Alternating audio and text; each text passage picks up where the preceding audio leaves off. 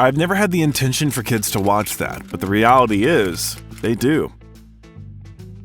This is what the famous director Robert Rodriguez, who became famous for his bloody and stormy films, said about his work. Inspired by the idea of how his project Desperado affects young people, among whom the film has become very popular, Rodriguez decided to try something new. And this something new was a huge success.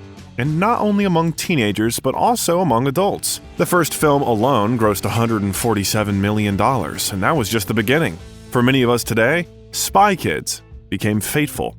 Did the movie help save the careers of famous actors, and was it a ticket to the future for newcomers? Stay with us on the Biographer Express channel, and we will try to figure it out together.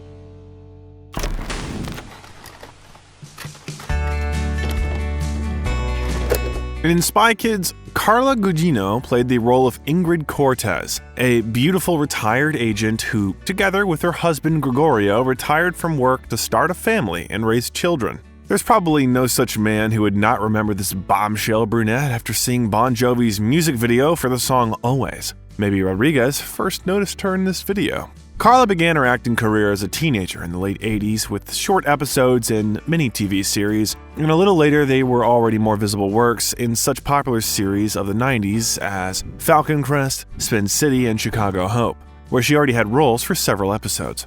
In 1989, Gugino appeared in her debut film role in Troop Beverly Hills, which was followed by participation in many film projects and TV films. Although most of these roles were episodic, and the pictures themselves, even according to Gugino herself, were far from successful.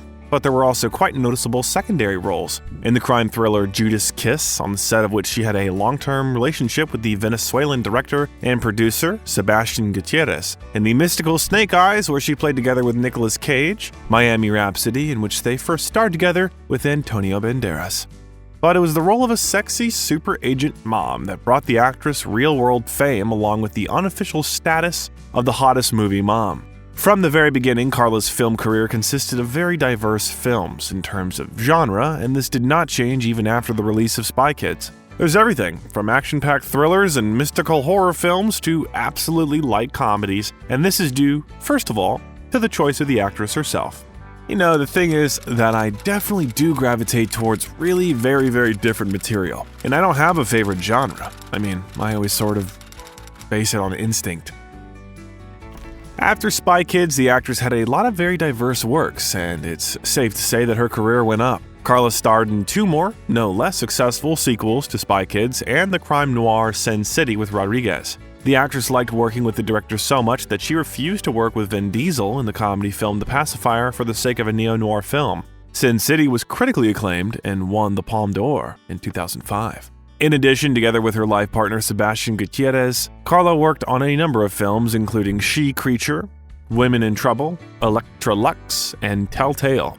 After Spy Kids, her filmography included more than 40 films and about 20 series. Of course, not all of them were commercially successful or received favorable reviews from critics, but among Gugino's screen works, there were many and definitely successful ones. She starred in the Oscar-nominated American Gangster. Psychological horror Gerald's Game brought her the Fright Meter Award.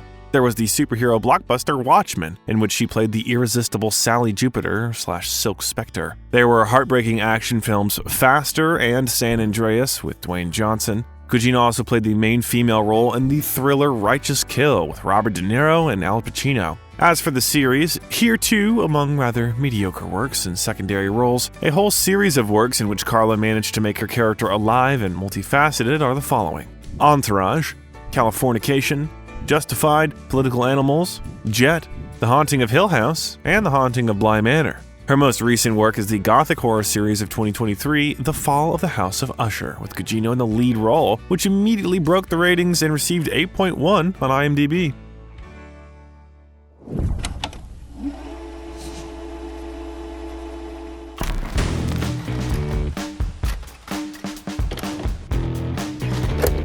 Alexa PenaVega, who during the filming was still simply called Alexa Vega, became a real teen star with the release of Spy Kids. In the movie, she played the eldest daughter of the Cortez family, Carmen Cortez, who, unlike her brother Juni, is incredibly skilled in martial arts, self-confident, and feels very organic in the role of her parents' savior. We were just kids playing dress-up, and it was very special.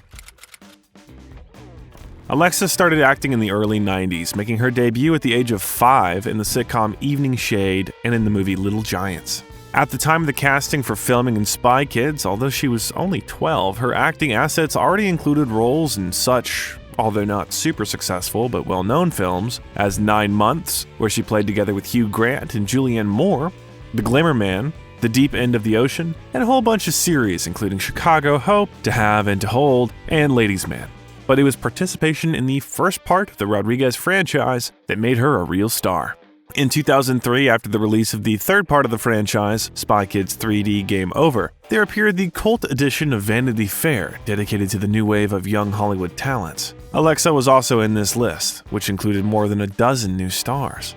After Spy Kids, the girl continued to act in movies, and in her acting biography, there's another iconic role among the youth audience, the role of Julie Corky, an attractive teenage girl in the youth comedy Sleepover. Following this, in the 2000s, there were many more roles, among which the most notable were the films Sin City, A Dame to Kill For, Machete Kills, From Prada to Nada, Repo, The Genetic Opera, TV series Nashville, and Ruby and the Rockettes. Having grown up, Alexa Vega has somewhat changed the vector of her acting roles. The young actress has become more picky in her choice of films and has chosen for herself a direction, films for TV channels, in which she consistently shoots every year. In recent years, since 2017, she has most often collaborated with the Hallmark Channel, playing mostly the main roles in their family-oriented films. She debuted on Hallmark in 2017 in the romantic movie Destination Wedding. This was followed by a number of leading roles in Hallmark films, the most recent of which are Love in the Limelight in 2022 and the romantic comedy Never Too Late to Celebrate in 2023. By the way, in Love in the Limelight, she starred with her husband, Carlos Pena, whom she also met during filming when both participated in the sitcom Big Time Rush in 2013, where Alexa was invited in the role of herself. The acting couple got married in 2014, and that's when both took the joint surname PenaVega, which consists of both of their surnames added together. This couple is also known for the fact that they both simultaneously took part in the 21st season of the popular dance TV show Dancing with the Stars, where Alexa's couple took 6th place. Today, this acting couple already has 3 children, and together in their free time from acting, they run their YouTube channel called La Vida PenaVega, which has more than 800,000 subscribers.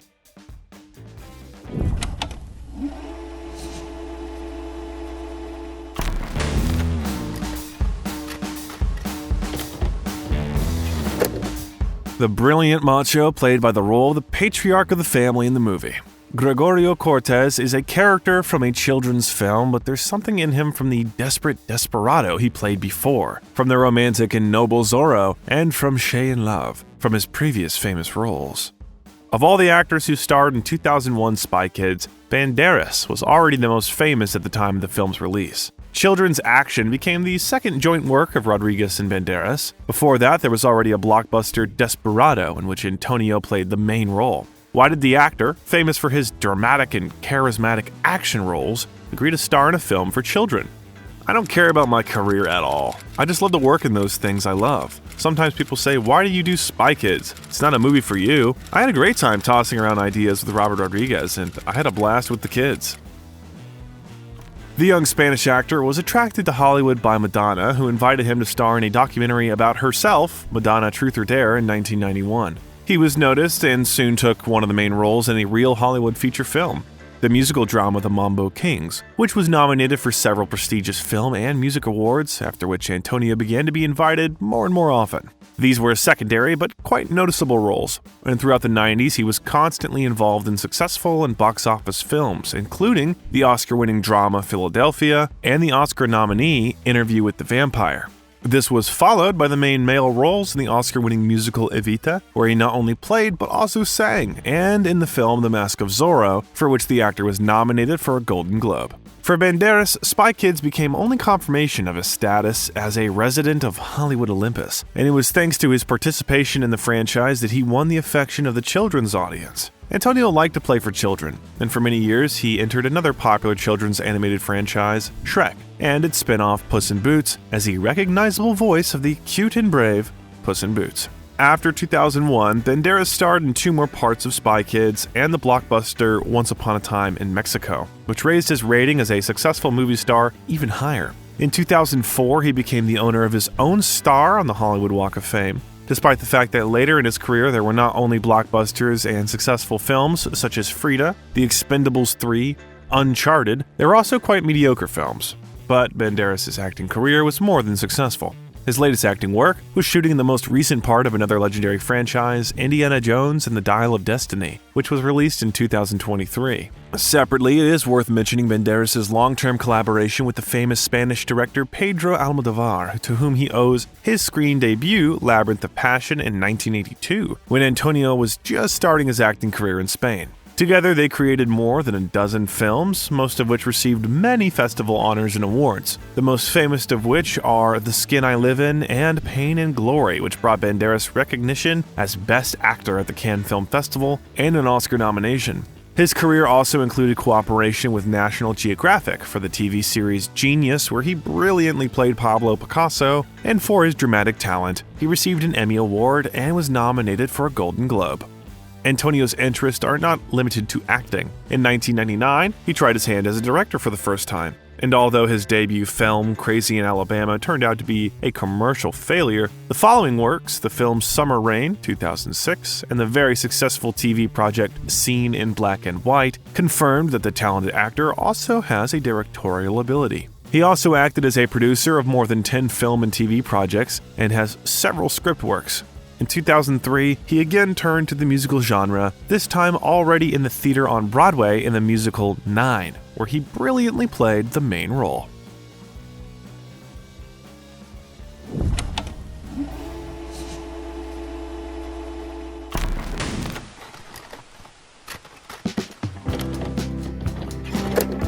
Scotsman Alan Cumming first appeared on big screens in 1992 in the British film Prague, but his screen career began much earlier in an episode of the 1984 TV series Traveling Man. At the same time, he debuted in the theater in 1993 in the play Cabaret and received the prestigious Tony Award for this role. At the time of filming Spy Kids, he already had almost 20 years of acting experience behind him. From the mid-90s, he began to be invited to participate not only in British but also in international projects, and in 1995, Cumming debuted in his first Hollywood blockbuster, GoldenEye, in the cameo role of a computer geek. Before the start of filming in Rodriguez's Spy Kids, he had already managed to rise from short episodic roles to the main bad guy, a computer tycoon with whom the character of Sylvester Stallone fights in Get Carter, which was released in 2000. What united all Cummings' Hollywood roles was the eccentricity and charisma of the characters he was assigned to play. So it's not surprising that Rodriguez invited Alan to the role of the main antagonist, the strange and eccentric inventor-experimenter Fegan Floop, who created an army of thumb-thumbs and turned super agents into whimsical actors for his children's TV show. The role was just for Alan, bright and ambiguous, like himself. I thought I could have the bad guy be like Willy Wonka, imaginative and childlike. Participation in the Project Spy Kids became the booster for Cummings' career, which took him to a completely different level. He played Floop in the next 3 parts of the franchise, and in between, he played the mutant Nightcrawler, a supporting character in X2, part of another popular X-Men franchise. After 2001, his most other notable works included Nicholas Nickleby, Burlesque, Son of the Mask, where he uniquely played the trickster Loki, and his voice acting in Garfield the Movie. After Spy Kids, Cummings returned to the children's genre more than once, but mostly as the voice of favorite characters in Shoebox Zoo, The Smurfs, Strange Magic, The Simpsons, and Abominable and the Invisible City.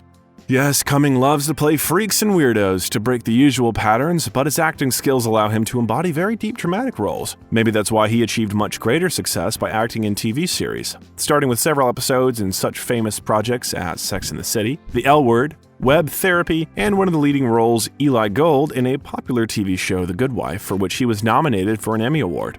He also has several leading roles, the eccentric star of the crime series Instinct from 2018 to 2019, and the musical comedy Schmigadoon. But for the widescreen, he remained a supporting actor, except for Sweet Land, where Cummings starred in one of the main roles and acted as a producer, Ghost Rider, where he also was a director, and the drama Any Day Now in 2012, which received many film awards, and it was his performance that was noted separately.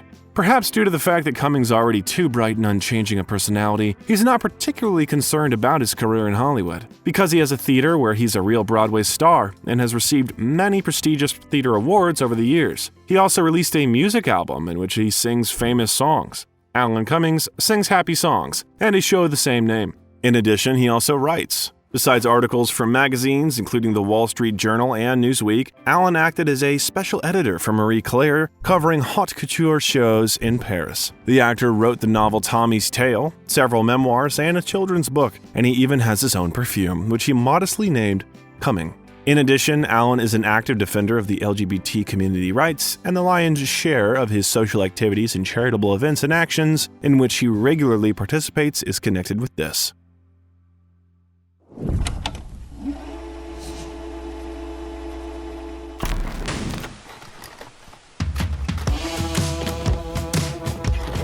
Danny Trejo in Spy Kids appeared as Isidore Machete Cortez, Juni and Carmen's uncle, a gloomy inventor of super gadgets, and their dad's own brother. Trejo's film career began in 1995 when, at the age of 41, he happened to be on the set of Konchalovsky's Runaway Train where his friend worked. A guy came up to me and said, "Can you act like a convict?" I said, "I've been in every penitentiary in the state of California. I'll give it a shot." Before Danny first appeared on the screen, he managed to spend 15 years of his life in, quote, every penitentiary in the state of California on a whole range of charges, from distribution of prohibited substances to robbery. When Rodriguez invited Trejo to star in Spy Kids, they'd already managed to shoot the hit Desperado and 3 parts of From Dusk Till Dawn together with him and Banderas. It was these pictures in Trejo's espionage filmography that were the most famous and successful. In addition, there were many secondary and episodic roles, mostly in films of the B category, and there were also quite famous films such as Con Air, Mi Vida Loca, Heat, Le Jaguar, Anaconda, 6 Days, 7 Nights, and Animal Factory. Due to the fact that Danny has very characteristic features, the types of roles that are usually offered to him are quite similar. It is unlikely that anyone would offer him to play Prince Charming or a psychotherapist, except in some ironic comedy. He himself gladly takes on roles that fall out of his usual acting type, such as Hector Ramos in the series Desperate Housewives, but there are not many of them. So, did the actor's participation in Spy Kids affect his career? A character named Machete Cortez appears for the first time in Spy Kids, which gave Trejo worldwide fame and popularity even among children's audiences. So it was with Spy Kids that the rise of the brightest character, played by Trejo, Machete, began. This character later appeared in the joint work of Rodriguez with Tarantino, Grindhouse, in 2007, and then received a separate franchise, Machete and Machete Kills, where Isidore Machete is already a Mexican badass superhero who justly punishes bad guys and restores justice. In the Spy Kids franchise, in addition to the first film, he appears in 3 more: The Island of Lost Dreams, Game Over, and All the Time in the World.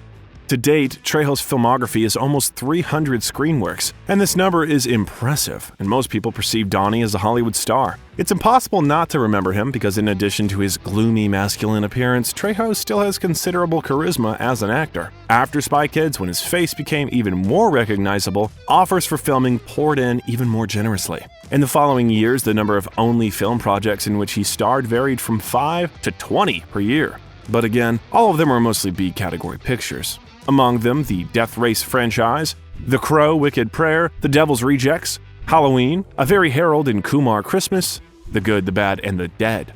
In addition to a huge number of films, Trejo also manages to appear in series, mostly in episodic roles, and if until 2000 his participation in series was limited to a maximum of 5 a year, then in recent years it has already exceeded 10.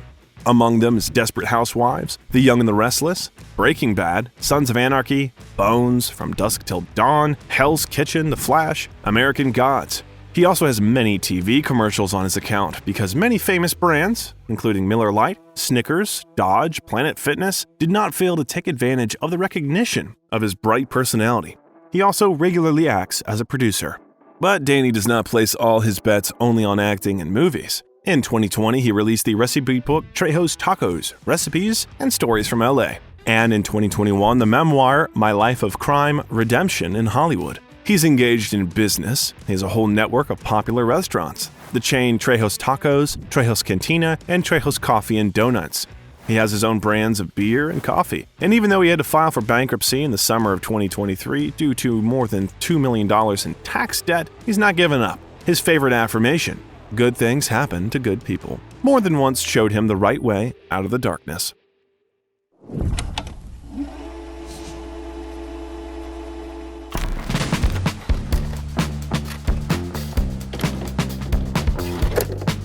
Daryl Sabara played the youngest in Spy Kids, the 10-year-old son of a couple of super spies, Cortez.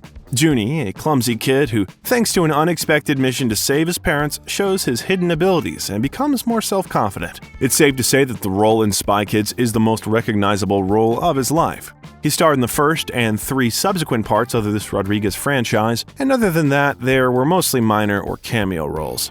Daryl started his acting career when he could not walk yet, playing a baby in several episodes of the sitcom Murphy Brown. This was followed by episodic roles for kids and other sitcoms, and right before filming in Spy Kids, an episode in the sci-fi series Roswell, which was popular in the late 90s. In fact, Daryl's entire childhood was spent on the set. So is it easy to be a child actor? The boy entered the first part of the Spy Kids franchise at the age of 8. I felt like I was retired at 12. We did Spy Kids 1, 2, and 3 back to back. So that was 5 years straight, and then after that I was 12 and was going through puberty, and that was really weird. Having done those Spy Kids movies as a kid, I tried to do everything I could to shed that image as a teenager. Immediately after Spy Kids, the boy's filmography began to enrich, if not as well-known roles as his Juni Cortez, but in any case, he received offers and did not stay unemployed. There were minor roles in quite commercially successful films, including such movies as John Carter and The Green Inferno. There were many single-series episodes, the most notable of which were in the mega-popular series Friends and an episode in the police drama Criminal Minds. We can say that it was in the episodes that Daryl Sabara made a career for himself. In addition to single episodic roles in a large number of TV shows, both game and animated, of which there are more than 40 in his filmography, he also has multi-episode roles in such series as Wizards of Waverly Place, Weeds, Resident Advisors, and Ultimate Spider-Man, and many single episodes including such well-known series as House, Grimm, Gravity Falls, and The Closer. But despite this, there are also great works in the actor's filmography. Trying to get rid of the image of Little Juni, in 2009 he starred in the film World's Greatest Dad, a black comedy where he starred alongside Robin Williams. His character, Kyle Clayton, is an absolutely disgusting and obnoxious, sex-obsessed teenager. In the same year, he appeared in 2 more films, the very mediocre comedy Keeping Up with the Steins and the drama April Showers, where Sabara had one of the main roles. Another important part of Sabara's filmography is voice acting. When the Christmas movie The Polar Express was released in 2004, where Daryl voiced the main character, the film received several nominations for the Oscar, and Sabara received constant job offers as a voice actor. Among his voice roles are the movies Choose Your Own Adventure, The Abominable Snowman, A Christmas Carol, and series and animated shows like What's New Scooby-Doo, Father of the Pride, Generator Rex, Ultimate Spider-Man, and Ben 10. Whether it is the actor's own choice or just the kind of offers he gets, he doesn't seem too bothered about it. Since 2018, he's been happily married to pop singer Meghan Trainor, and it looks like they really found each other. Today, the couple has 2 children, and family is the most important thing in their lives. If you're interested in finding out how the fates of actors from your other favorite movies turned out, please subscribe to our channel and click on the bell so you don't miss our new videos and learn more about your favorite movies and actors. Thank you for being with us, and see you very soon.